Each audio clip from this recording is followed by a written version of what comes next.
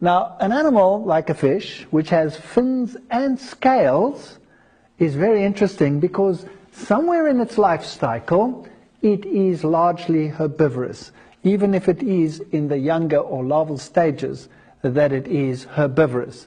A fish is an amazing creature. It has a very high ability to detoxify itself. And of course, being situated in water, it's thermal. Eels, lampreys, catfish, all of these don't have scales.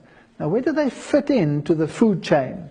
They are largely scavengers, and they will eat virtually everything. So they fall into the category of biological accumulation. They accumulate more toxins than the others do, and therefore should be considered unclean. Sharks and rays would fall into the category of the unclean, and they're a fascinating group of animals. Now, they live in marine environments, many of them, and when they live in the marine environment, they have a problem. They don't have the ability of the fish that have fins and scales to rid themselves of the salts which constantly move into the body as perfectly as the others do. So these creatures solve their osmotic water problems in a different fashions. A bony fish will excrete salts through the gills, so when it drinks seawater, it desalinates the seawater and gets fresh water through this process. And that is how these fishes survive in a marine environment. A shark, on the other hand, also has less salt in its body than the sea has.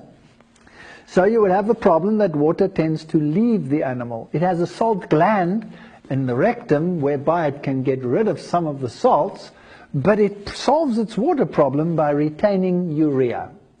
And so it has very high levels of urea. Urea is, of course, a waste product which other animals just excrete to get rid of it because it is toxic.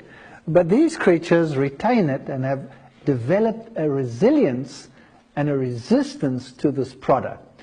So in fact, they are like urea enhanced creatures. So what would happen if you took the fins off the top of the animal and dried them? Well, what you would get is you would get crystallized urea.